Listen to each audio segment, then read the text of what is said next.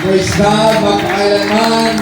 Ang Diyos na mahingala, Diyos ang pagpala, na hindi po nagbabago ang kailanman. Praise God, He's the same yesterday, today and forever. Praise God, salamat po sa ating Panginoon, sa Kanyang magandang loob sa atin at bawat isa na naging matapat sa Panginoon sa pagpatuloy dahil ang magpatuloy hanggang sa wakas ang siyang liligtas ng Panginoon. They that endure into the end, the same shall be saved.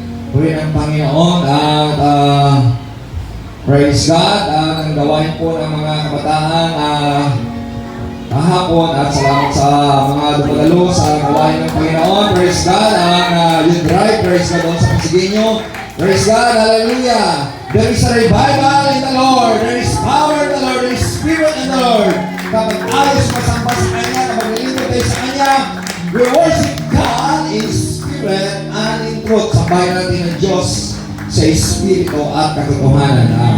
Sa ating pagpatuloy, kung mayroon pong binibaan ang ating mga prayer request, kung mayroon pong prayer request, at kung wala na po, tayo po ay will continue. Praise God. Our topic today is the power of choice, ang kapangyarihan sa pagpipili. Puri ng Panginoon. Ang sabi po sa Deuteronomy chapter 30 verse 15 at saka 19. Sinabi niya, "See, I have set before thee this day life and good, and death and evil. I call heaven and earth to record this day against you, that I have set before you life and death, blessing and cursing. Therefore, choose life, that both thou and thy seed may live." Let us pray po sa Panginoon, mapagpalang Ama at makapangyarihan sa lahat. Bless niyo po, Panginoon, ang iyong mga salita. Bless niyo po ang bawat isa na rito po, Panginoon, Lord. Let your Holy Spirit dwell upon this place, Panginoon, Lord. It's kind of glory, Panginoon. Feel your power, Panginoon, Lord. Feel your presence po, Panginoon, in Jesus' name. In dwelling of the Holy Spirit. In feeling of the Holy Spirit, po, Panginoon. The fire of the Holy Ghost, po, Panginoon. You are the one give peace, you are the one give happiness and joy, the satisfaction of our souls, Panginoon. May tulis ka naman lang sa kabalanin po sinasaway in Jesus' name. By the power of the Holy Spirit in Jesus' name. Lord, hallelujah. Hallelujah. Salamat po sa galingan, salamat sa kalakasan at himala. In Jesus' name, amen and amen po rin ang Panginoon. At sa thank you, Jesus. Hallelujah. Thank you, Jesus. Thank you, Jesus. Amen and amen. At makaupo tayo po rin ang Panginoon. Hallelujah, hallelujah. At binabati kayo sa pagmamahal ng ating Panginoon. For God still is full of love and mercy. If you remain love, God is with you. Kapag nanatili ka sa pagmamahal sa Diyos, ang Diyos ay nananahan sa inyo dahil ang Diyos ay pagmamahal. Sa 1 John chapter 4 verse 8. At ating pong paksa ay ang kapangyarihan sa pagpipili. Ang pagpipili sa ating buhay ay nasa ating pong pagpapasya. Hindi po inalis ng Panginoon ang ating pong kalayaan. God did not erase our freedom. Hindi niya binira ating pong mga pagpapasya, pagpipili. Nasa atin po ang kabutihan o nasa atin po ang kasamaan. Nasa atin po ang pagpipili. We have a freedom to choose. Ang sabi po sa Tagalog, binigyan ko kayo ngayon ng pipilian, buhay o kamatayan, kasaganaan o kahirapan. Kapag sinunod ninyo ang mga utos na ibigay ko sa inyo, ngayon mula kay Yahweh sa inyong Diyos, at ang mahal ninyo siya at ginawa ang kanyang kautusan, pagpalain niya kayo sa lupain ibibigay niya sa inyo. At bigyan niya kayo ng mahabang buhay at gagawin isang malaking bansa. Ngunit kung tumalikod kayo at ayaw nang makinig sa kanya sa alit, ay naglingkod sa ibang mga Diyos, Bepay, sinasabi ko sa inyo, malilipol kayo. hindi kayo magtatagal sa lupaing sakupin ninyo sa ibayo ng Jordan. Saksi ko ang langit at ang lupa, na sa gayon inilantad o inilahad ko sa inyo ang buhay at kamatayan o ang pagpapalaw sumpa. Kaya piliin ninyo ang buhay para kayo at ang inyong lahi ay mabubuhay ng matagal. Purihin ang Panginoon. Hallelujah. Bless your word po, Panginoon Lord. Bless ang bawat isa po, Panginoon, para ang katagalan sa ating buhay, ang buhay natin ay nasa ating pong pagpapasya. Nasa ating po ang pagpipili. Whether your death or life, blessing or curse, pagpapala mo, sumpa, buhay man o kamatayan. So, nasa ating pong ibinigay ng Diyos ang lahat ng kabutihan, kaginhawahan. Hindi mo sisihin ang Diyos, don't blame God nangyari sa buhay mo, na naghihirap ka, nagiging sakitin ka. Nasa atin po ang pagpapasya. Lahat ng provision ibinigay ng Panginoon, lahat ng kagandang loob ibinigay ng Panginoon, kaginawan, kalakasan, kalusugan, nandyan po sa provision ng Panginoon, nandyan sa utusan ng Panginoon. Nasa atin po ang pagpipili. Kaya, every day of our life, with choice.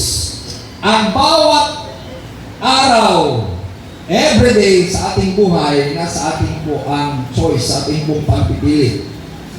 Ang immediate and long-lasting is the result of your choice. Ang kaagad at ang walang hanggang resulta ay nasa iyong choice. Choices o pagpipili o pinipili. Kaya, we have spiritual choices. Nasa atin ang spiritual na pagpapasya o pagpipili. Kaligtasan ba o walang kaligtasan? Kamatayan ba buhay? So, we have a financial choice. Nasa atin po ang financial na choice. Kung maging-hawak po tayo, maging marami po tayong pagpapalang financial o maghihirap po tayo. Ibig sabihin, hindi po sa Diyos ang problema. Nasa tao po ang problema pala. So, we make relationship is a choice. Ang iyong relasyon sa iyong kapwa, sa iyong mahal sa buhay, sa iyong asawa, sa iyong kapatid, na sa iyong pagpipili. Kasi kapag ikaw ay palaway, yung choice mo palaway ka talaga eh. Kaya marami kang kaaway. Kung palamura ka, bukang bibig mo palamura, so pati yung mga anak, palamura rin. Di ba? Yan ang relationship mo. So, ibig sabihin, yan ang pinili niya, yan ang nangyayari sa kanyang buhay. So, we have a political choice. Katatapos ng election. No, maraming away-away tungkol sa election sa paghalal. Pero, binigyan po tayo ng choices. Binigyan po tayo ng pagpapasya, kalayaan sa pagpipili. Ganun na, we make moral choices. Ating pong pinili kung anong mabuti o anong nakakasama. So, bakit ang tao naging masama? Dahil pinili niya na naging masama siya. At kapag naging masama ang tao, hindi niya na kaya mapapalaya sa kanyang kasamaan dahil nagiging alipin siya doon ng kasalanan. Alam niyo po, kapag binigyan mong daan o binigyan mong puwang si Satanas ang kasalanan, ay mahirap ka na makalaya roon. Dahil ang gumagawa ng kasalanan ay kampo ni Satanas. Sa 1 John chapter 3 verse 8 na ang nagpapatuloy sa kasalanan ay kampo ni Satanas. Ngunit nahayag ang kapangyarihan ng Diyos, nahayag ang Espiritu ng Diyos para po tayo ay mapalaya sa kasalanan. Para mapapalaya po tayo sa kasalanan. Kaya, ang pagpapasya nasa atin po. The choice of where Actually, ang pagpipili kung saan po tayo ay mabubuhay. Gaya po sa Genesis chapter 13, verse 8 to 12, ang dalawang mga anak ng Diyos at leader ng Panginoon, si Abraham at si Lot bilang magtiyo. Ang kanilang mga alipin at kanilang mga nangasiwa sa kanilang herdsmen, mga pastor sa kanilang mga kawan, ang away-away. So para hindi na mag-away-away, sabi ni Abraham, magpipili ka kung saan ang yung patutunguhan. Dito ba sa kaliwa o sa kanan? At sinabi nila, pipiliin ko ang kapatagan. Dahil mas maganda ang kapatagan. At sabi naman ang kanyang tiyuhin, kasi kung yan ang gusto kong kapatagan, doon na lang ako sa kabundukan. No? Doon na lang sa kabundukan. Sa mga tuwid, ang pinili po ni Abraham ay ang kanyang naiwan na pinagpapasyahan ng kanyang pamangkin na sila. Kaya ang lugar ng pinili niya ng kanyang pamangkin na sila ay ang Sodom at Gomorrah. Ang Sodom at Gomorrah ang nangyari ay nalipol dahil sa kasalanan. So, ibig sabihin, sa bundok ka man, sa syudad ka man, alam mo sa bundok may problema rin. Sa bundok may problema rin. Sa syudad may problema rin. Ngayon, kung may problema sa syudad, may problema rin sa bundok. Kung may ahas sa bundok, may ahas rin sa syudad. Hindi ba? Hello? Ibig sabihin, kahit saan ka paroon, mayroon talagang problema. Ang mahalaga, kailangan ko ay sundin natin ang kalooban ng Diyos. Nasa atin po ang pagpapasya. Eh, diba? Puhin natin ang ating Panginoon. So, ang nangyari, nung sila ay naroon sa Sodom at Gomorrah, at pinagpapasya, sinusunod ang layo ng Sodom at Gomorrah. Kaya ang kanyang mga anak ay nahawaan rin. Alam niyo po, kahit saan ka patutungo, sa bundok ka man, mayroon kalayawan doon. Dito sa syudad, mayroon rin na sa atin po ang pagpapasya. Kaya nga sinabi ng 1 John chapter 2 verse 15, 1 John chapter 2 verse 15, love not the world, neither the things that in the world. Whosoever love the world, the love of the Father is not in him. Huwag mong ibigin ang mundo. Huwag mong isipin ang mundo na sa iyo. Kaya kailangan ay sambahin mo ang ating Panginoon dahil ang mundo ang pita ng mga mata at kapalaluan sa buhay. Lust of the flesh, lust of the eyes, and pride of life. Yan po. So ang ating pagpapasya ay nasa atin. Hindi po inalis ng Panginoon ang ating pong kalayaan. We have a freedom to choice. Nasa atin po pagpapasya. Kasi kapag wala po tayong kalayaan, tila parang ay naalipin po tayo. Hindi tayo ginawa ng Panginoon na susian. Hindi tayo ginawa ng Panginoon na masinarubot na para kang tatakbo, kinakasusian ka. Nasa atin po ang pagpapasya. Salamat sa Panginoon. Hindi nilis ng Panginoon ang freedom, the power to choose. Nasa atin po ang pagpapasya kung ano ang gusto mo sa buhay mo. Kung maligtas ka ba, kung magsasamba ka ba, kung malalaki ka sa Panginoon, kung magbasa ka ng bawal na kasulatan, yun po rin natin ang ating Panginoon. Amen. Amen. Kaya nalilito ka sa church, hindi po mahulugan na tinalian ka. Kung makinig ka, nasa iyo. Kung magsiselfo ka, nasa iyo. Pero nasa iyo ang pagpapasya. Hindi ba? Hindi tayo ginawa na pa yung naalipin na ito gagawin mo. Pero kung mahal mo ang Diyos, pakinggan mo ang Diyos, sambahin mo ang Diyos, purihin mo ang Diyos, for God inhabits the praises of His people. Ang Diyos ay naanan sa mga taong sumasamba sa Kanya. Psalms chapter 22 verse 3. So, pangalawa, the choice who we marry. The choice mo po, Mary.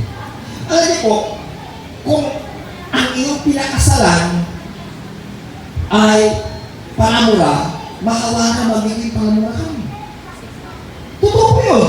Kasi kung ano pinili ko ang babae o asawa na pinili mo na singgo, hindi ka taka-taka, gulong buhay mo. Kung ang asawa niya adik, maging adik ka rin kasi nakawawa yan. So, ang kapatutungan sa iyong buhay, nasa iyong kasama. Hello? Kaya, mga binata dalaga, bago kayo mag-asawa, piliin nyo kung sinong yung maging asawa na maging masaya ka. Hindi ba sa buhay na parang nagdala ka ng maso na pinukpok ang ulo mo. Hindi ba? Kaya nasa atin, ang pagpapasaya, may mga may asawa, habang yung ang asawa na hindi asawa mo yan, ay package nila yan. Pagtsakaan mo yan, hindi ba? Pagtsakaan mo yan. Ang solusyon dyan, kailangan mo ipag-pray sa Panginoon. Lord, baguhin ang aking asawa. Lord, baguhin ang aking asawa ko, Panginoon. Mamaging katulad sa iyo ko, Panginoon. For with God, nothing shall be impossible. In Luke chapter 1, verse 37. Sa mga katuwid, ay kayo mga binata dalaga, kailangan nyo ng pagpasya nyo, huwag kayo magmadali. Na tila bagat maubusan kayo ng kasama. Di ba? Hello? So, ang tao nagmamadali, kapahamakan ng sukli. Kapag may lugot ang Diyos sa buhay mo, God will grant your request. Di ba sabi ng Psalms 37 verse 5, verse 4 and 5, delight thyself unto the Lord. Delight thyself unto the Lord. And He will, give your request. Ibigay ng Panginoon. Commit thy way to the Lord. And it shall be established. So, yan ang nais po ng ating Panginoon. The choice. Kaya kasi, sa 1 Kings 11 verse 4, si Solomon na matalinong tao dahil nag-asawa siya ng mga hindi susunod sa Diyos, hindi sumasamba sa Diyos, nagiging idolatros siya. Nahiwalay nga, ang kanyang puso ay nahiwalay sa Diyos dahil sa kanyang asawa. So kapag ang asawa mo ay hindi nagsisimba, kapag mahina ang iyong determinasyon, mahawaan ka. Yan! Isipin si Solomon, matalinong tao, anointed na king. Pero po, how the mighty fallen, nalaglag siya dahil sa kanyang asawa. Kaya nga, hindi mo sabihin malakas ka. Kaya kailangan ang iyong kapartner ay maging katuwang mo, maging backup sa'yo, hindi maging sakit sa ulo mo. Pumingin natin ang ating Panginoon, amen ba? Kaya kayo mga binata talaga, huwag kayo magmamadali. Pag-pray sa Panginoon na ang iyong maging asawa ay kalugod-lugod sa buhay mo. Di ba, ayan? Hello? Puri natin ang ating Panginoon. Nasa iyo magpapasya. Hindi mo pipilitin na, Lord, siya na talaga Panginoon kasi gwapo, matalino. Eh, gwapo mo matalino, pero naman ay ang puso niya wala sa Diyos. Delikado ka. Kaya nasa Jeremiah 17 verse 5, cursed is the man that trusts this man, and his heart is not with the Lord. Jeremiah 17 verse 5. So, sumpain ang tao ang puso niya sa Diyos. Kaya ang buhay mo kapag nag-asawa ka na ang puso niya sa Diyos, para kang sinumpa. Hello? Kaya huwag kang magmadali kayo mga binata talaga. So, antayin mo ang kalooban ng ating Panginoon pa rin the Lord. Amen ba? Hallelujah! Kung nagkasala ka na, pagsisiyan mo noon, baguhin mo nga rin kapartner, Panginoon, dahil nagkamali ako, huwag mo nagdagdag pagkamali ka. Diba? Right, Lord, the choice of the friend. The choice of the friend. Piliin mo ang iyong magiging kaibigan. Sabi sa Proverbs 18 verse 24, there is a friend sticketh closer than his brother. Mayroon pong kaibigan tila mas malapit pa sa magkakapatid. Kaya mga kapatid na pipiliin natin na maging kaibigan natin na hindi po tayo mapapariwara. Hello? Kasi kapag ang kaibigan mo, kapag hindi tama, magiging kaaway mo. Hello? Kaibigan mo kung magiging matalit mong ikaway. At yan ang papatay pala sa iyo. Kaya kailangan, pipiliin mong kaibigan mo na matapat. Pagpuri natin ang ating matapat sa Diyos una. Ba? Kapag matapat sa Diyos, maging matapat rin siya sa pagkakaibigan mo. Puri natin ang ating palakaran natin, Panginoon. Amen. Amen. Kasunod, the choice to be different. Ang pagpipili na ikaw ay naiba. In Daniel chapter 1, ay si Daniel at ang kanyang mga kasama, si Shadrach, Meshach at Abednego, ang sabi ng mga yunuko ay, at ang mga tagapagluto, kailangan kumain kayo ng masarap, baka papatay ka ko ng kahari kapag kayo papaya. Sabi niya, ay pipiliin ko lang ang kumain ng pagkain gulay at prutas. So si Daniel, ang pinili niya ay sila yung mga vegetarian. Gulay lang sa prutas. So after 10 days nga sila sinubok, ang kanilang kalusugan, ang kanilang katalinuhan, ayon po sa chapter 1, 10 times more than the sorcerers and magician. Hello? Ibig sabihin, kapag pinagpasya mo, alam niyo po mga vegetarian, ibig sabihin you have partial fasting, ayaw mo kumain ng masarap ng mga karne, ano mga fast food na yan, ano ang mga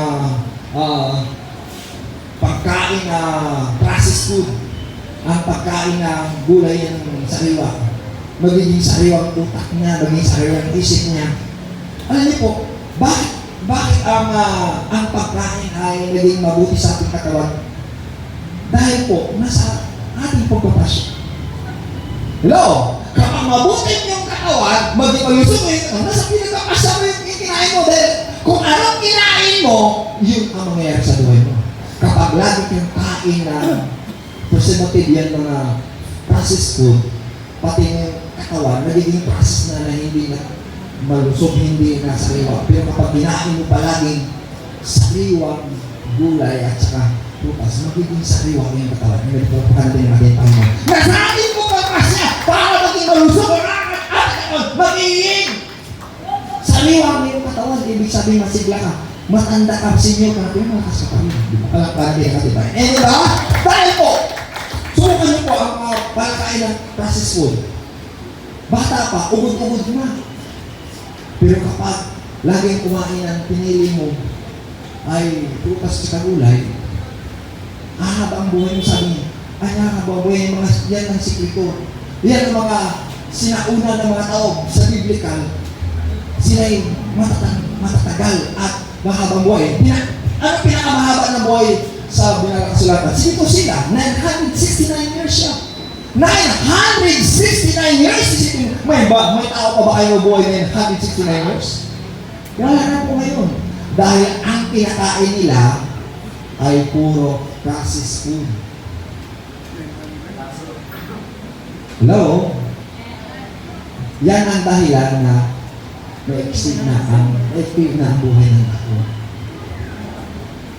So, kailangan nasa atin po pagpipili. Para wala processed food. Magtanim ka sa sarili ng lupain na upang kumain ka ng sariwa na walang chemical. Di ba? Kailangan nasa atin po mapasa. Amen. Amen. The power of choice. Amen. Hallelujah natin ang Panginoon. Kaya kung mayroon ka ng lupain daan, huwag kang nakatamad, magtanim ka. Wala kang problema sa pag-harvest mo, di ba? Puri ng Panginoon. Amen. Hallelujah. Hallelujah. So, the choice to serve God. The choice to serve God. Ibig sabihin, hindi tayo pinilit na tayo magsimba ba ngayong araw. May tama sabi ni si brother kanina, sinusurat ako ng Panginoon.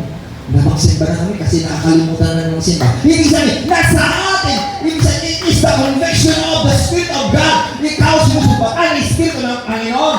God, hallelujah, remind you. Hallelujah, God reprove you. Pinaalalahan ka ng Panginoon, sinusumbatan ka ng Panginoon na ikaw ay maglingkod sa Kanya.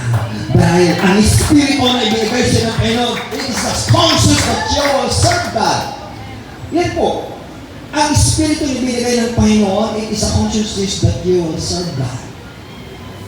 Ang ating katawan, yan ang conscious po na kailangan mo ang mga masarap na mga kinakain mo. Pwede ka resensya natin, ang gagawin. Ang kaluluwa natin, yan ang nakakaramdam. Kaya na ang ating pong system sa ating katawan, pinagpapasya ng Panginoon. Sa 1 Thessalonians chapter 5 verse 23, ang sabi niya, and the will God of peace be sanctified your both body, soul, and spirit, and be preserved blameless in the coming of the Lord Jesus Christ. Ang ating katawan at ating kaluluwa, mailaan ito na walang dungis, walang mansa, na maging banal, katawan, kaluluwa, espiritu, para maging banal, kinakailangan, pakainin mo ang iyong katawan ng tama, pakainin mo ang iyong kaluluwa ng tama sa salita ng Diyos, ang espiritu mo, ang nakikaugnay sa Diyos. You need to communicate God all the time. Amen ba? Kaya sinabi ng Panginoon, pray without ceasing. Amen ba? Pray without ceasing. Means to say, you are communicating God all the time. 1 Thessalonians chapter 5 verse 17. Amen? Kaya nga sinabi ni Joshua, choose you to stay home never serve. Pipiliin nyo kung sino pag-iintuan niyo. Ang Diyos ba niya na mga Morita at mga Ibaan? But ang sabi niya, as for me and my house, we will serve the Lord. As for me and my house, kaya na mayroong awit, as for me and my house, we will serve the Lord.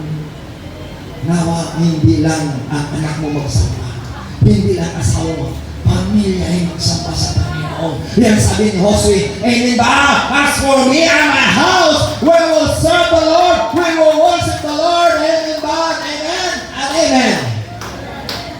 Kaya kayo mga kabataan, kapag naririto kayo, huwag kayong maglaro o maglaro ng cellphone.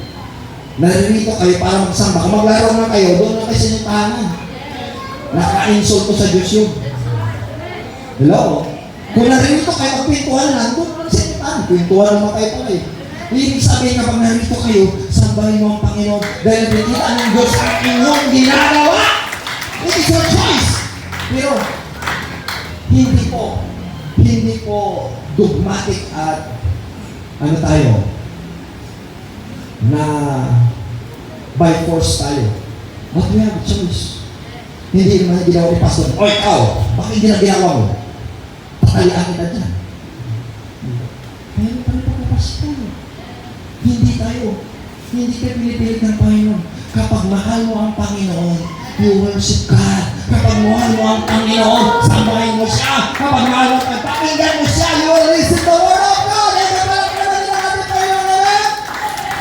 Praise God! Kaya nga sabi ni Pablo sa 2 Corinthians 11 verse 3, but I fear, subalit ako'y natakot, lest by any means na baka sa anumang paraan, as the serpent beguiled Eve through his subtlety. Kung paano ang ahas si Satanas ay inakit si Eva, hinikayat, nilinlang si Eva sa kanyang katusuhan. Sa makatuwid si Satanas, nag-anyo siya ng serpente, puso yun. Manlilinlang yun, nangaakit yun. At sabi niya, so your mind should be corrupted with the simplicity that is in Christ.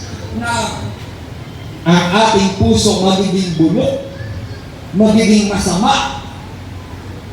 Ang kawalang-malay natin kay Kristo, kaya magkamalay tayo. Magkaroon tayo ng diwa, magkaroon tayo ng kaalaman kay Kristo. Kapag magkaroon ka ng kaalaman kay Kristo, kinakain na word of God ka. Sabi sa Hosea 4:6, my people are destroyed for the lack of knowledge. Because they reject knowledge, God reject thee. Kaya para hindi tayo talikuran ng ating Panginoon, kaya kayo pakinggan mo ang salita ng Panginoon, nalamin mo ang salita ng Diyos, isabuhay mo ang salita ng Diyos sa puso mo. Hallelujah! Yan ang kinakatakot at pinangamba ni Paul na baka malinlang po tayo, mahikayat o maakit ni Satanas. Alam mo, si Satanas hindi na pupunta dito na may sungay at may bunto. May karit. Wala. Pupunta Satanas sa iyo na gwapo ko, ikaw ay mahilig sa gwapo. Kung mahilig sa ganda, maganda siya. Para maakit ka niya. At mahiwalay ang iyong puso sa Panginoon. Hello? Yan ang kinakatakot ni Paul. Kaya nga sabi niya, kailangan kayong mag-pray, manalangin sa Panginoon. Si Eva, bakit siya ay nalinlang? Hindi po si Adan. Dahil si Eva ay walang iba. Dahil mahina si Eva, si Adan ay matatag.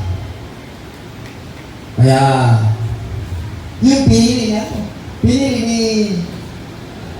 ni Satanas si Eva na linlangin para maalis ang aura, para maalis ang karapatan, para maalis ang authority, maalis ang dominion ng kapangyarihan niya. Alam niyo po, para maalis ang karapatan mo, para maalis ang kapangyarihan, ang authority and dominion, anong gagawin ni Satanas? Gagawin ni Satanas is si Diyos ka, akitin ka niya, na gumawa ng kasalanan sa Diyos. Kapag gumawa ka ng kasalanan sa Diyos, natural, alisin na ng Panginoon ang karapatan mo. Hello? Alisin na ng Panginoon ang karapatan mo. Ibig sabihin, kapag gumawa ka ng kasalanan, nandiyan ka pa rin. Hindi po alisin. Kaya nga pinaalis sila sa Garden of Eden dahil lumawag sila sa utos ng Diyos. At sabi ng Panginoon, Adan! At Eva, saan kayo? Narito po, Panginoon, nakatakot. Bakit nakatakot kayo? Kinain niyo ba ang pinagabawal ko ng punong kahoy sa mabutit masama? Okay, Panginoon, ang babae binigay mo sa akin, siya ang magbigay. Sabi ng babae, ano ginawa mo na pinagbabawal niya? Panginoon, ang ahas ito nag-aakit sa akin. Sakit mo naman ang tao nilagay mo dyan. Binigay ka ng karapatan ng malaya. Wala na siyang matutuloy. Dahil ikaw ay nagdaya sa mga taong ginawa ko, ikaw gagapang sa iyong bili, sa iyong tiyan. Kaya natitingnan mo nga, siguro ang asong unay, gumalakad, gumagapang. Sinumpa ng Panginoon. Ikaw babae, dahil nakinig ka sa ahas, kapag ikaw mga anak, maglulumbay ka, magpakasakit ka.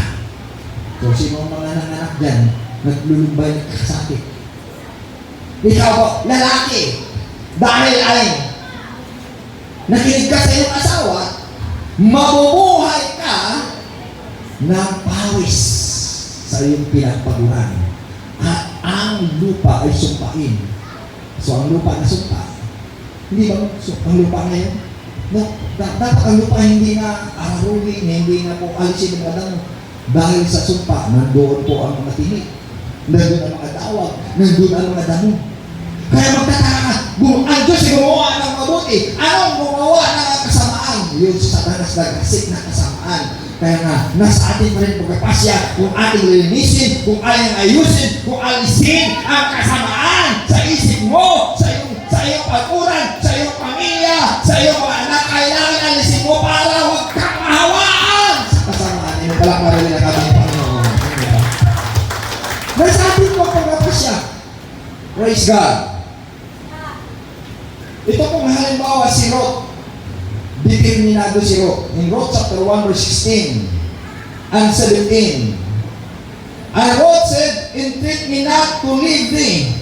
Huwag mo akong pakitunguhan na iwanan kita. Or return from the following after thee. O kay babalik ako sa aking mga pamilya at iwanan ka. Ang sabi niya, for whither thou goest, kung saan ka patutungo, I will go. Ako ay pupunta rin. I where thou lodgest, I will lodge. Kung saan ka titira, doon rin ako titira. Thy people shall be my people. Ang mga tao mo ay tao ko rin. And thy God shall be my God. Palapalan na natin, Panginoon. Yan ang determination ni Ruth. Bakit si Ruth po ay nagiging anak siya ng asawa ng anak siya dahil asawa siya ng mga anak ni Noemi. Dalawang anak ni Noemi namatay. Ngayon, nabalo sila. Nung nabalo sila, ang sabi naman ni Noemi, umuwi na lang kayo sa inyong tahanan. Bumalik na kayo sa inyong pamilya dahil wala na akong anak na maibigay sa inyo. Ang isang kanyang anak na sa kanyang anak ay umuwi. Bumalik na rin sa kanyang pamilya. Pero si Ruth ay hindi umalis. At ang sabi sa kanya, kung saan ka maroon, doon na. Kung saan ka titira, ay doon na katitira. Kung ang iyong mga tao ay tao ko, kung ang Diyos mo ay Diyos ko, parang tinapahin. Yan ang determinasyon. Yan ang hallelujah. Pinapapasya niya na huwag siya aalis. Amen ba? Kaya kapag tayo mayroon pong pagkakasya na hindi aalis, nanatili ka nito. Amen ba? Amen ba? Pangalan ng Panginoon, nanatili ka nito. Mahaya ka na dyan. Kasi si pastor ay matanda na. At ngayon, mainit pa rin ang lugar namin. Aalis na ako kasi mayaman na ako. Sila nahirap pa rin. Doon na ako sa mayaman rin. Wala o. Bato-bato pa sa langit ay matamaan. Praise the Lord. Ang iba, umalis na rito kasi si pastor matanda na daw. Pagkatapos, sinunod na kayo ngayon na. Mahina na mga araw. Doon na ako sa bata naman. At yan, maibig yung simbahan namin. Doon na ako sa magandang simbahan. Pero si Ruth, sabi ni Ruth, hindi kita iiwan. Sabi si Ruth na sa gusto mo, sa gusto mo. Dahil sabi niya, hindi kita iiwan. At tao ko. Kung saan ka titira, doon na ako titira. Maghirap ka, maghirapin ako. Diyos mo at Diyos mo. Yun po ang panindigan. Yun po ang kanyang katapatan. Bilang siya, anak. Eh ba? Dapat ganun po ang mga kapatiran dito na hindi nyo iwan si pastor dahil matanda na. Eh ba? Ibig sabihin ay itong kilikin sa putahan nyo yung palakparan na kanil Hello! Nakakalungkot na mga umiiwan. Praise God. Walang iwanan. Hindi ba? Hallelujah! Hallelujah! Pero kasi gusto mo yung kunin mo. Di ba? Wala pa ka natin ang ating Panginoon. Hallelujah! Hallelujah! Kaya nga, ang sabi ni Ruth, will thou die? Kung ikaw mamatay, doon ako mamatay. Will I die? And there will I be buried? Kung ikaw ay nilibing, doon ako nilibing. Grabe po panindigan ni Ruth. Sabi niya, the Lord also to me, gagawin rin doon sa akin. And more also, if all but death part be on me. Walang makapag-iwalay sa atin kahit kamatayan. Grabe po panindigan ni Ruth sa kanyang biyanan. Amen. Ganun ang panindigan na walang iwanan. Hanggang sa ating hininga, habang may hininga, huwag kang iwanan. Diba? Kaya mayroon ka bang nakita ang anak na gano'n? Na hindi siya iniwan hanggang kamatayan. Sa hirap, sa ginawa. Sabi niya, sa hirap lang, ayaw mo.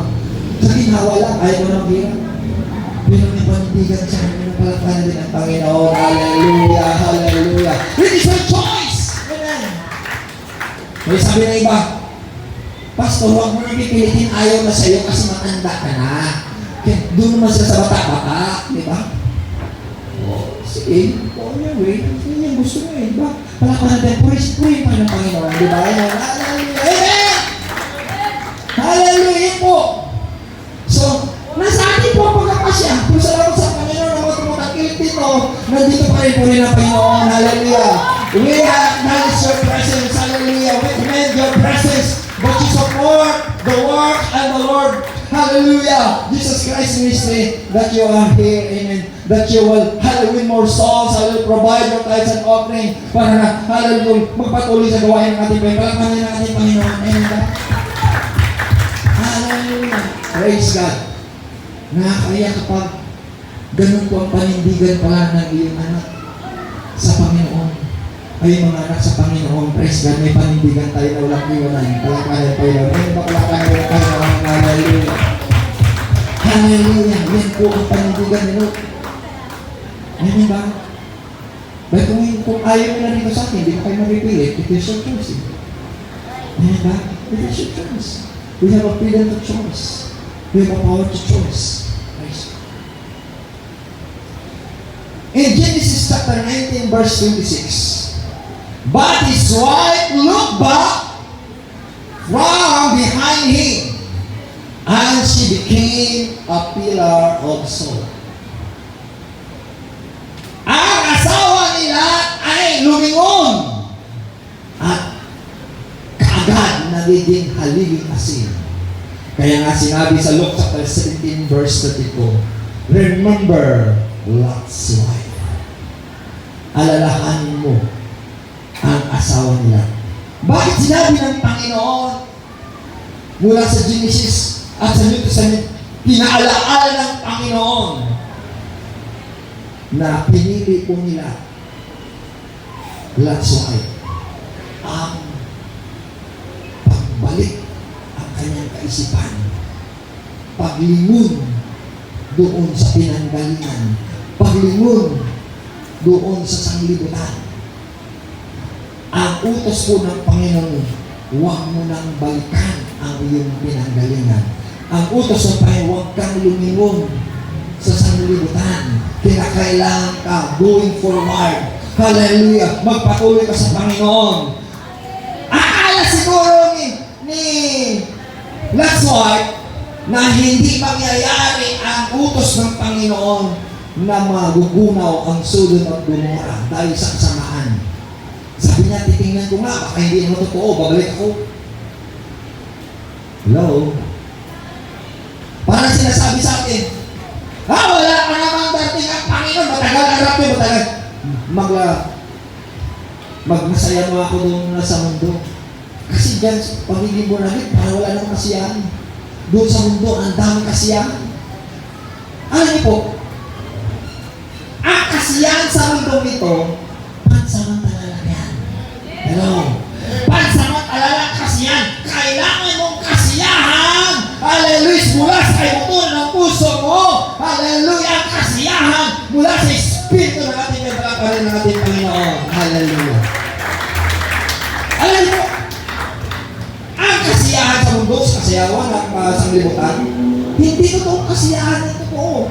Pagriling lang yan sa ating sinsya ng ating pong 5 senses. Ang magbigay sa atin ng kasiyahan talaga, ang Diyos. Bakit ang mga mayaman ng multimillionaire? Sabi niya, around the world, go around the world, tour around the world. Pupunta sa ibang lugar. Pagpunta doon, pareho lang yan. Ganun pa rin. Hindi ba? Lupa pa rin. Hindi ba? Dahil ang kasiyahan po, hindi po sa mundong ito ang kasiyahan sa Panginoon lamang. Kaya kailangan mo ang Panginoon. Dahil yung sinasabi, hallelujah, ng salita na Panginoon sa Romans chapter 14, verse 17, for the kingdom of God is not meat and drink, but peace and joy and righteousness through the Holy Ghost. Kailangan mo ng Holy Ghost. Kailangan mo ang Holy Spirit ng ating Panginoon upang masiyahan ka, upang malugot ang buhay mo sa Panginoon. Palakaran ng ating Panginoon. Amen? Kaya nga,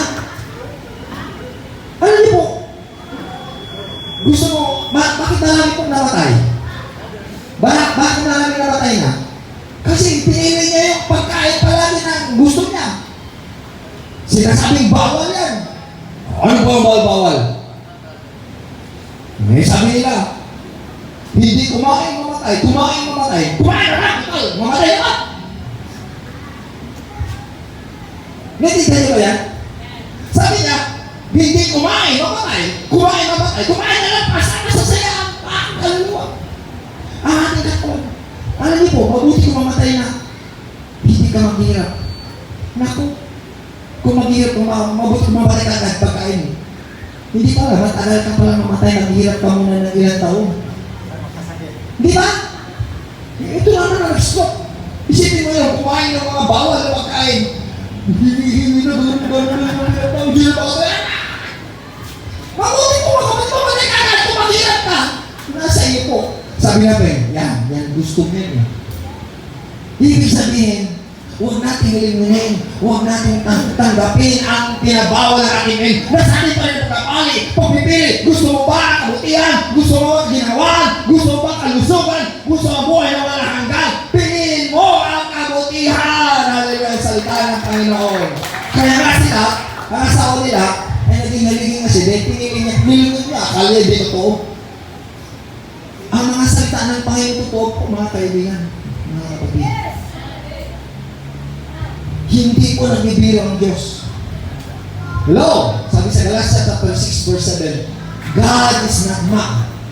What a man soweth, he shall also reap it. Ang Diyos ay hindi nagbibiro. Kung ano man inasik mo, ay aanihin mo. Kaya huwag ka magbibiro sa iyong pagpapasya. Iba po rin natin ang ating Panginoon. Hallelujah! Amen? Hallelujah! In Proverbs chapter 18 verse 21, the Bible said, death and life are in the power of the tongue, and they that love shall eat the fruit thereof. Death and life are in the power of the tongue. Ang buhay ay kamatayan na sa iyong mga pagsasalita. Hello? Pinili mo yan, palamura ka, talagang buhay ka pa, minura ka na. Buhay ka pa, nag-iiyak ka na. Dahil, bukang bibig mo yan eh. O sino itong palamura? Kasama kayo. Hindi kayo nasasabi ng totoo, pero sa bahay niyo, palamura kayo. Hindi ba? Hindi ah. Sisigilin ka ng Diyos. Kung gusto mabuhay, ang iyong anak, ang iyong asawa, ang iyong pamilya, pigilin mo na ang masalita. Ginagamit ka ni Satanas. Si Satanas yan. Kaya sabi ni Satanas, sige, gagawin mo yan. Para namatay. Kasi sabi, death and life is in the power of the tongue. Kaya ingatan mo ngayon siya salita. Ngayon ba? Gusto mo ang buhay? Nasa iyo pagsalita. Gusto mo kamatayin siya magsalita. Gusto mo pagpapala siya magsalita. Kaya salitain mo pagpapala, hindi sumpa. Ba? Salitain mo pagpapala. Declare the blessing of God. Declare the good health of God. Declare the power of God. Declare the good health of God. Declare hallelujah the miracle of God. Ba? Palakaran na rin ang ating Panginoon. Yan po, pinakailangan natin. Kaya sinabi ng Panginoon sa Mateo chapter 12 verse 26, but I say unto you, at sinasabi ko sa inyo, that every idle word that men shall speak, ang bawat mga kaugaliang mga panlita, habitual na panlita, kinaiya ng mga salita, karaniwan na salita, bukang bibig na salita, ang sabi diyan, he shall give account before all and the day of judgment. Ibig sabihin, ipagsusulit mo sa Diyos sa araw ng pagsusulit, sa araw ng paghukom. Baka sabi ko, bakit di naman ako yung makuman ng Diyos? Magagay, buhay pa naman. Salamat ka sa Panginoon. Yan ang kabutihan ng Diyos. Hello? Yan ang kabutihan ng Diyos sa kabila ng iyong katigasan ng ulo. Wala ka pa rin pagbabago. Sabi sa akin, bakit di naman ako sinalutulan ng Panginoon? Alam niyo po, awa ng Diyos yan. It is the mercy of God. Hello? It is the mercy of God. Listen sa Romans chapter 2 verse 4, despise not the goodness of God and forbearance, knowing this, that goodness of God leadeth into repentance. Huwag mong hamakin ang mga kabutihan ng Diyos, ang awa ng Diyos, dahil alam ng Diyos ang gusto niya na makarating ka sa pagsisisi ng iyong mga kadaldalan, na mga palamuraka, na mga paralita mo, na mga pag-iisip mo na walang kwenta. Pero, kaya gusto mo, nasabit mo ang pagpapasya. So, ibig sabihin, yan po ang gusto ng Panginoon na baguhin tayo. Baguhin ang ating mga salita. Baguhin mo. Dahil nasa iyo po. Gusto mo ang buhay. Gusto mo kamatayan nasa iyo. Bakit hindi ka pa hinatulan ng Panginoon? Kaya gusto ng Panginoon ng Diyos na magsisisi ka. Gusto ng Diyos na magbago ka. Yan ang pagmamahal ng Diyos sa iyo. Yan ang pagmamahal ng Diyos sa atin. Yan ang palakalan ng ating Panginoon. Yan ang kabutihan ng Diyos. Magpasalamat tayo sa Panginoon na hindi pa tayo hinatulan ng Panginoon.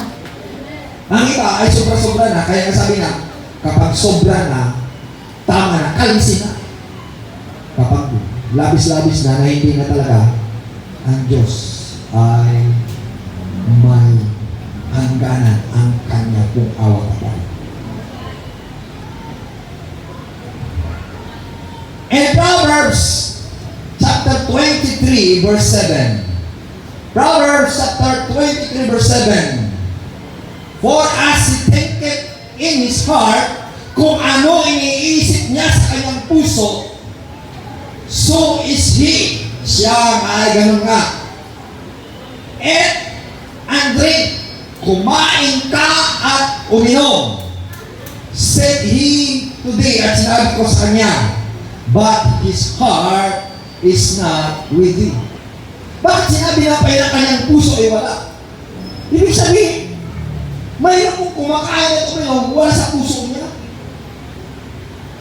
Pati sinasa isip mo wala sa puso.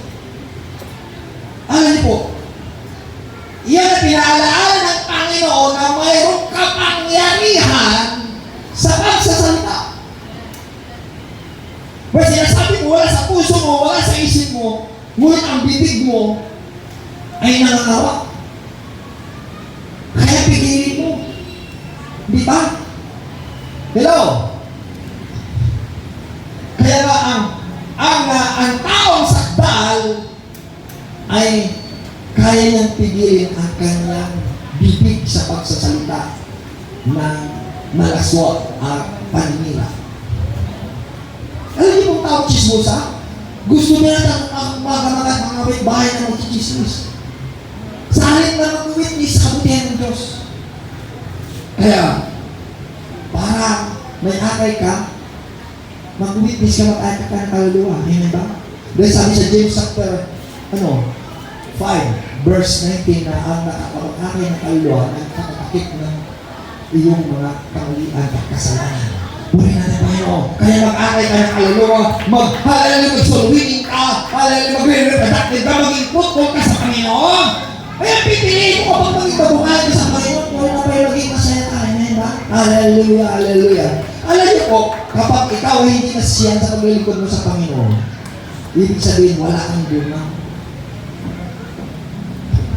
Kapag nakabunga ka, masasaya ka. Subukan mo kapag nagtatayin ka. Magtatayin ka, pag may nakita ang talim ka, tapos sabihin mo, uy, nabumunga talim ko, galing ganda. Di ba? Di ba? Kapag ikaw naman, may anak, sabi mo, ang guwapo ng baby ko. Di ba? Tutuwa ka, di ba? Pero kapag makakay ka ng kalot, pero sa Panginoon talaman natin, kapag nakakay ka ng kalot, na magbago, na nagsunod sa Panginoon, yan po.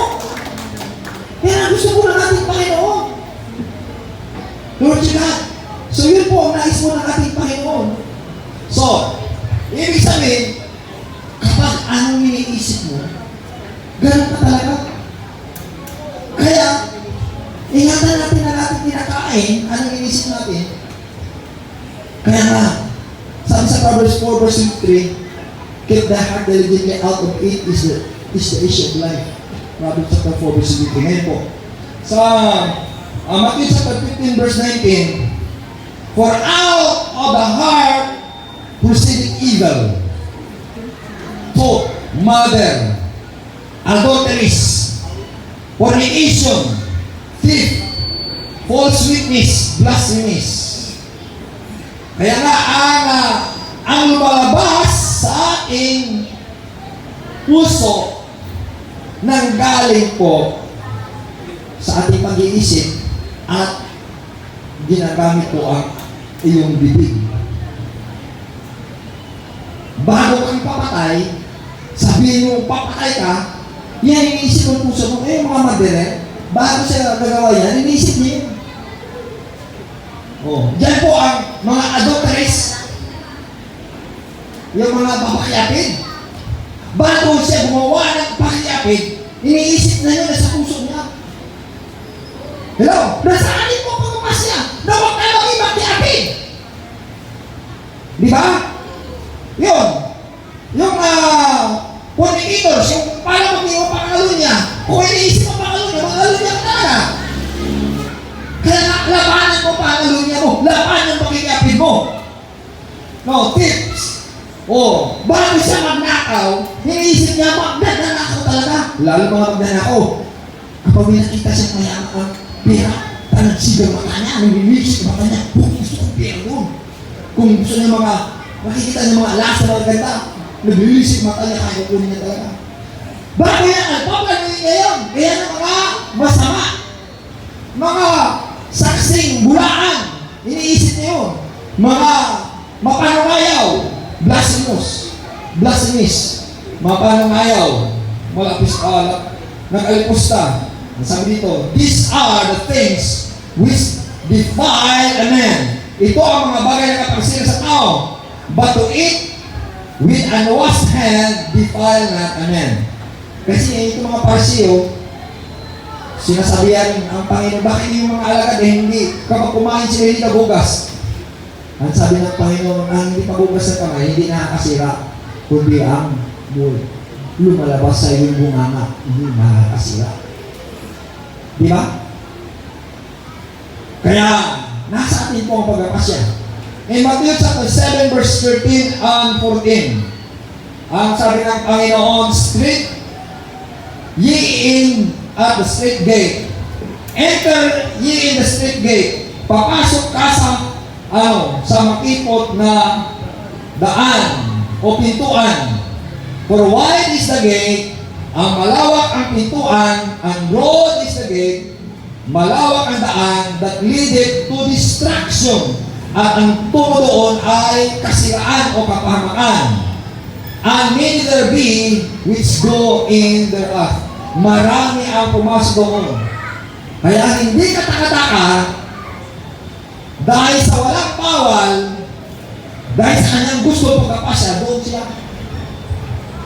Sa totoo ngayon sa mga mall ngayon, ang daming mall dahil mainit. Doon sila ngayon. Hello? Sa simbahan na ngayon, mainit. Wala yan, doon siya sa mall. Nagpapalamig-lamig doon. Makakawintuhan doon, paano ginagawa? Hello? Hindi ko alam, mamaya na yan, doon na kayo sa mall mamaya. Gusto niyo doon, kasi malamig-lamig doon. Mayroong binigay sa chain doon, window shopping. Pili-pili niya. Kaya sabi niya, bakit sinasabi dito? Kasi ang tao, may pagpapasya kung anong gusto niya. Kung gusto niya doon ganito, gusto niya ganyan. Hindi tayo pinagbabawalan ng Panginoon na sa iyong pagpapasya. Pero, kakatulan ka ng Diyos sa iyong pagpapasya. Pagsusulit mo yun. Kaya sinabi dito sa verse 14, because straight is the gate, makipot ang pintuan, and narrow is the way, makitid ang daan, which leadeth into life, ang tungo doon ay buhay. And few there be that find it. Kakaunti lang ang nakasumpong. Pansinin nyo, kakaunti lang ang nakasumpong.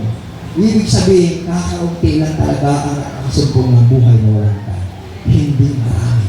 Salamat sa Panginoon, isa ka nakasumpong. Huwag kang huminto sa hallelujah, sa paglingkod sa Panginoon. Huwag kang huminto sa buhay, hallelujah, na walang hanggan. Kaya nasabi ng Panginoon sa mga alagad niya, kayo ba hiwalay rin? Kayo ba alisin sa akin? Ang sabi niya, ng Panginoon kasi sa mga alagad kay Pedro, kay Juan, kay Santiago. Panginoon, kapag kami alis sa iyo, saan kami patungo? Ikaw lamang ang may buhay na walang hanggan. Hello? Kung aalis kayo rito, saan kayo pupunta? Pareho naman niya simbahan. Pareho naman niya Panginoon. Sigurado ka ba? Talagang pareho? Siguruhin mo lang kung pareho. Kung siguruhin mo lang na kapamakan mo. Alam niyo po, hindi lahat pare-pareho. May pagkakaiba talaga. Ang paglilingkod sa Panginoon, ang pagsamba sa Panginoon, ang pakinig na salita ng Panginoon, ang mamuhay ng kapatuloy ng kabanalan, mayroong pagkaiba talaga. Kaya piliin mo, hallelujah, ang buhay! Hallelujah, walang hanggan. Praise God. Si Kristo lamang ang may buhay na walang hanggan. Sabi ng Panginoon sa John chapter 6 verse 67, ikaw lamang Panginoon ang buhay na walang hanggan. Praise God. In Daniel chapter 3, itong halimbawa, kay Sadrak, Misak at Abednego. Ang sabi ni Nebukadnezar, kapag narinig nyo ang turog ng lahat ng mga instrumento, kayo ay luluhod sa samba sa ribulto na ginawa ko. Ang sabi niya, hindi talaga kami luluhod. Ang sabi niya sa Daniel chapter 3 verse 17, if it be so, kung ito, our God whom we serve is able to deliver us from the burning furnace. Ang Diyos namin kayang magligtas sa hornong maapoy. And He will deliver us out of thy hand, O King, at iligtas kami sa horno na ihahatol mo kapag hindi kami sasamba sa Diyos-Diyosan na ginawa mong ribulto. Sabi sa verse 18, but if not, kung hindi kami iligtas ng Diyos namin, ang sabi niya, if be it known unto thee, at malaman mo, O Hari, O King, that we will not serve thy gods. Hindi pa rin kami maglilingkod sa Diyos mo, nor worship thy golden image which thou hast set up, o sambahin ang gintong larawan na iyong ginawa.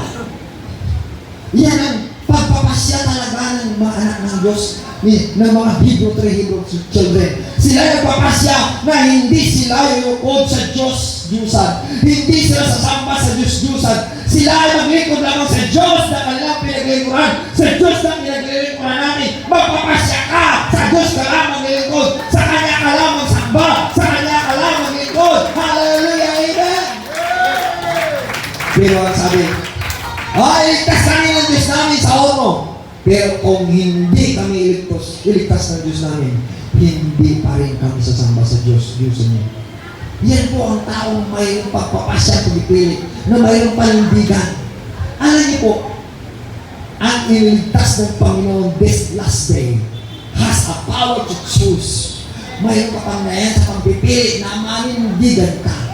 Amen ba? Tanungin mo sa mayroong ka bang panindigan? Mayroon ka bang katapatan? Mayroon ka bang loyalty? Mayroon ka bang panindigan sa iyong pananampalataya, sa iyong pagmamahal sa Diyos, sa iyong paglilingkod sa Diyos, amen, na hindi ka sasamba sa ibang Diyos, hindi ka tatalikod sa Diyos na pinag-ilingkod natin. Inupuri natin ang ating Panginoon. Hallelujah. Amen. Yan po ang panindigan ni Sadrak, Misak at Abednego. Kaya nga, kahit sila itinapon sa horno, hindi sila nasunog. Hindi sila nasunog dahil kasama nila ang Diyos. Kaya sabi natin, Lo, I am with you always, even into the end of the world. Ang Diyos ay kasama pa nila. Kahit sila ay nasa apoy, ang Diyos ay kasama pa nila. Dahil sinabi ng Isaiah 43, hallelujah, verse 2, kung ikaw ay dadaan sa tubig, ay ako'y kasama ninyo. Kung dadaan ka sa ilog, ay hindi ka malulunod. Kung ikaw ay nasa apoy, hindi ka masusunog. Totoo ba sinabi ng Panginoon? Kapag tayo ay may panindigan, naging loyal ka sa Panginoon, naging matapat ka sa Panginoon, ang pagmamahal mo ay nasa Diyos, hindi ka pabayaan ng Diyos, hindi tayo iwanan ng Diyos, hindi na purihin ang ating Panginoon. Amen! Amen! Kaya ang ribulto na yan na ginawa ni Nebukadnezar na panaginip niya, May kahulugan pala yan sa ating kalagayan sa buhay. Yan ang propesya. Ayan dyan. Yan ang panaginip ni Nebuchadnezzar. Yan panaginip niya sa Daniel chapter 2. Ang hinog gold pala ng larawan na yung ginawa niya, may kahulugan sa propesya ng kasaysayan ng buong ng daigdig. Na ibig sabihin, ang head of gold, ibig sabihin, ay mag-ahari ang Babylon sa kanila. The head of gold, kaya na hindi kinubkob ng Babylon niya. Sila, ang Israelita, sa panahon na ng 626 to 539 BC. Yan po ang kasaysayan mangyayari para sa kanila dahil sila sumamba sa Diyos-Diyusan. Ibig sabihin, kapag sumamba kayo sa Diyos-Diyusan, hayaan ka ng Diyos na mapugkog at maging alipin ng kaaway. Kaya ganoon na lang ang panindigan ni Shadrach, Meshach at Abednego na hindi sila maglilingkod sa Diyos-Diyusan dahil maging alipin ka. Hayaan ka ng Diyos na maging alipin ni Satanas. Pagkatapos ng pagkukumkob ng Babylonian Empire, sila ay nilusog ng ibang kaharian naman. Yan ang tinatawag ng cheese at ang arm of silver. Yung sa dibdib at sa kanyang balikat na isang silver. Yan ay Medo-Persia sa panahon ng 539 BC to 331 BC. Iyan ang kasaysayan ng kanilang kapanahonan. Pinugkob naman, tinalo ang Babylonia ng Medo-Persia. Ang Sakya naman at sa kanyang hita, ayan ang bronze, yung ang saway o kaya tanso. Yan ay tinalo po ang Medo-Persia ng kanyang paghahari ng Grace noong 331 to 168 BC. May Daniel chapter 2. Noong kanyang kaharian yan, ng Grace, ay tinalo sila ng Rome. Ang Rome po yun ang paa na may bakal. Ang paa na bakal, yung 168 BC to 476 AD. Ibig sabihin, Anno Domini o after death of Christ. Ibig sabihin, Christ na sa ilalim siya ng Rome. Nung isinilang si Christ, kailan isinilang si Christ? 4 or 5 BC. So, ibig sabihin, nasa ilalim siya ng Rome Empire. Ngayon po, ang ating kalagayan ngayon ay hindi na tayo sa Rome, kundi sa modern Europe. Ang modern Europe, yan po ang kasaysayan ng mundo. It is a feat of iron and clay. It is a feat of iron and clay. Ano ibig sabihin ng iron and clay? Ibig sabihin, ang bakas may kahinaan. Parang may bakal pero may kahinaan. Ibig sabihin, nahaluan. Ibig sabihin, narito na sa iyong panahon na ang tao ngayon, bakal, ngunit tao. Ano ibig sabihin yan? Robot. We are now in the generation of robotic. Na ang tao gawing robot. Naniniwala ka ba ang tao ngayon gawing robot? Kapag nalagyan ka na ng mekanism ni Antichrist, ng tinatawag ng computerized system, ng IT system, magiging robotic na ang tao. Yan ang sinasabi sa banal na kasulatan ng iron and clay na haluan ka ng bakal at tao clay. Kailangan. Narito na tayo sa kapanahonan ngayon. Hello?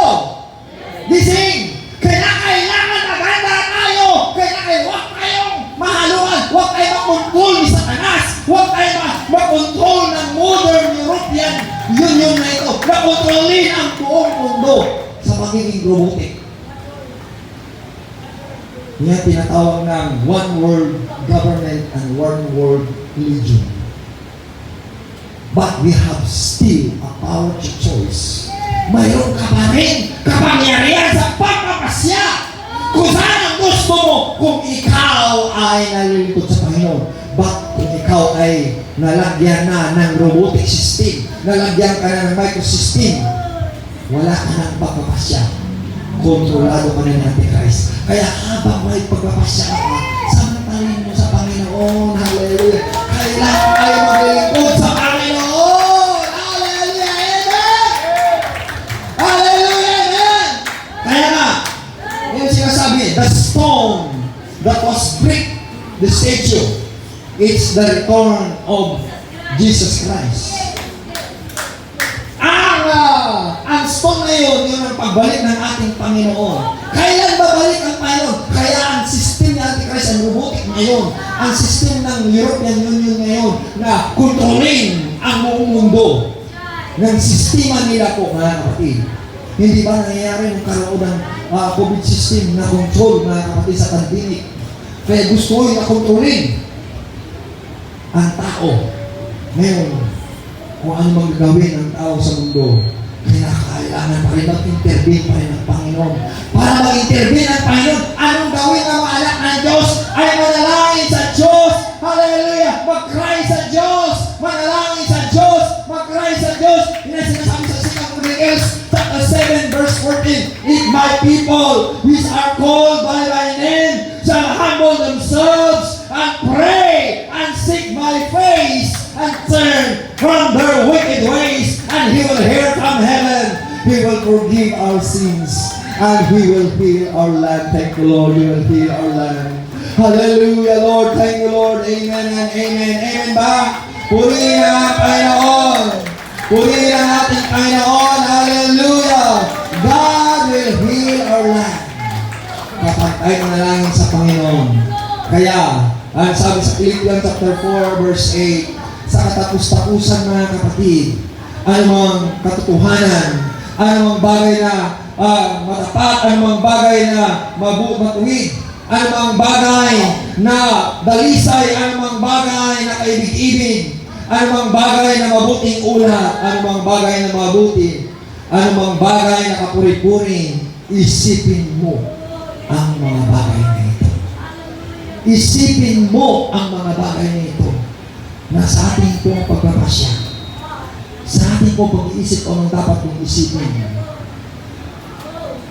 Si Abel ay naghandog na more excellent sacrifice dahil pinili niya na maghandog sa Panginoon.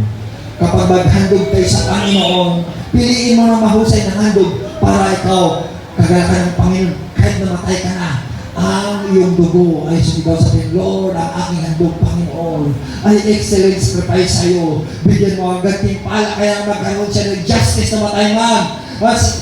Si Abel, mayroon siyang justice. Amen? Sa Panginoon. Amen. Hallelujah. Kaya sa Job nga, naghihirap siya. Ngunit ang sabi nga ni Job, if they obey and serve Him, kung susunod ka at maglilingkod sa Kanya, they shall spend their days in prosperity and their years is pleasure. Kung maglilingkod ka sa Diyos at susunod ka sa Panginoon, ay giginhawa ang mga kaarawan ng buhay mo. At ang iyong kataunan, ang iyong katandaan ay paligayahin ng Panginoon. Your days, your long life will be full of pleasure. Paligayahin ng Panginoon. Hallelujah! Kapag susunod ka sa Panginoon, kapag maglilingkod ka sa Kanya, nasa atin po pagpapasya kung maglilingkod sa Panginoon, ang kaginawaan, ang kasiyahan ay ang paglilingkod sa Panginoon. Kaya nga sinabi ang last verse, ang sabi ng Panginoon, behold, I sit before you this day, blessing and curse. A blessing if you obey the commandments of the Lord your God, which I command you this day.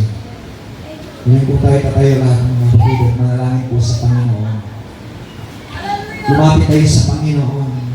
Idulog natin sa Panginoon, sabihin natin, Lord, here I am, Lord. Hallelujah, I want blessing, not a curse. I want to obey you, Lord. I want to serve you, Lord. All the days of my life, Ganun lang sinabi, hallelujah, ni David sa Psalms 27 verse 4. One thing I have desired the Lord to seek after, to dwell in the house of the Lord all the days of my life, to behold the beauty of the Lord and to inquire in His temple. Salamat po, Panginoon. Salamat po, Panginoon. We will serve the Lord. Hallelujah, malapit sa Panginoon. Hallelujah, dalangin sa Panginoon, dakilang Diyos. Mapagpalang naman. Dumudulog kami sa iyo. Lord, hallelujah, lumapit kami sa iyo, Panginoon. Itong mga anak mo po narito, nawa sila ay maglilingkod sa iyo. Piliin nila po, Panginoon, ang kabutihan. Piliin nila ang buhay. Piliin nila ang pagpapala po, Panginoon, nasa kanilang pagpapasya. Sa kanilang pag-iisip po, Panginoon, nasa kanilang kamay ang pagpapasya. Hindi mo, Panginoon, pinilit ang tao. Hindi mo, Panginoon, ginawang robot ang tao. Hindi mo ginawang susian ang tao. Nasa amin ang pagpapasya. Nasa amin ang pagpipili, Panginoon. Ngayon, saan ang pipiliin mo? Maglilingkod ka ba sa Panginoon? Manalangin ka ba sa Panginoon? Kung nais mo manalangin sa Panginoon, sabihin, Lord, here I am, Lord. Fill me with the Holy Ghost. Fill me with the Holy Ghost. Only you, O God, that can able to satisfy my soul. Hallelujah, hallelujah.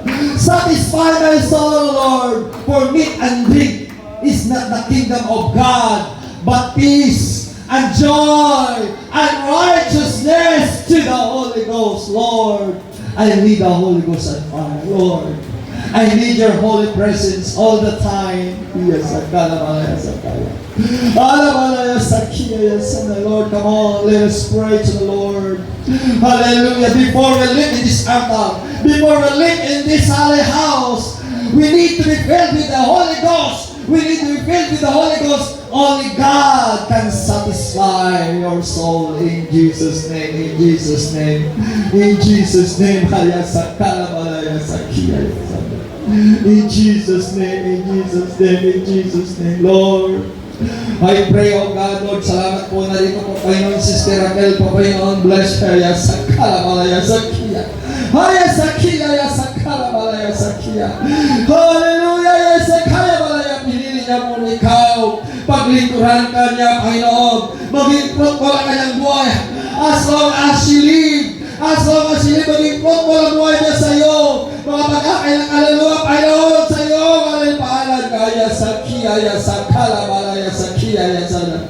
Come on, let us pray. Pray to God, ask the Lord for forgiveness. Ask the Lord, hallelujah, delight thyself unto the Lord, and He shall give thee the desire of the heart. Commit thy way upon the Lord and trust upon Him and bring it to pass, hallelujah. And He will establish your soul.